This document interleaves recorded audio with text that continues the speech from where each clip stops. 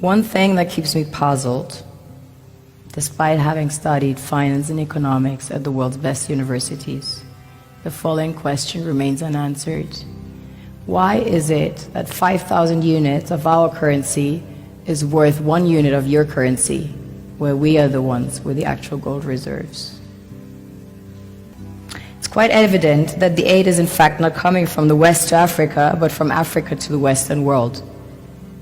The Western world depends on Africa in every possible way, since alternative resources are scarce out here. So how does the West ensure that the free aid keeps coming? By systematically destabilizing the wealthiest African nations and their systems, and all that backed by huge PR campaigns, leaving the entire world under the impression that Africa is poor and dying and merely surviving on the mercy of the West. Well done, Oxfam, UNICEF, Red Cross, Life Aid, and all the other organizations that continuously run multi-million-dollar advertisement campaigns depicting charity porn to sustain that image of Africa globally.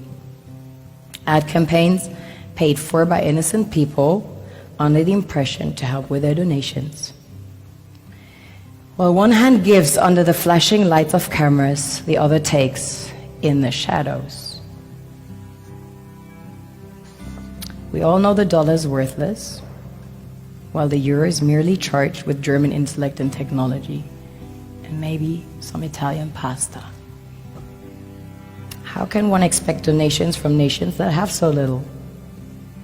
It's super sweet of you to come with your colored paper in exchange for our gold and diamonds. But instead, you should come empty-handed, filled with integrity and honor. We want to share with you our wealth and invite you to share with us. The perception is that a healthy and thriving Africa would not disperse its resources as freely and cheaply, which is logical. Of course, it would instead sell its resources at world market prices, which in turn would destabilize and weaken Western economies, established on the post-colonial free meal system. Last year, the IMF reports that 6 out of 10 of the world's fastest growing economies are in Africa, measured by their GDP growth. The French Treasury, for example, is receiving about $500 billion year in, year out, foreign exchange reserves from African countries based on colonial debt they forced them to pay. Former French President Jacques Chirac stated in an interview recently that we have to be honest and acknowledge that a big part of the money in our banks comes precisely from the exploitation of the African continent. In 2008, he stated that without Africa, France will slide down in the rank of a third world power. This is what happens in the human world, the world we have created.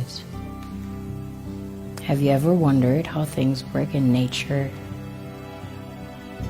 One would assume that in evolution the fittest survives.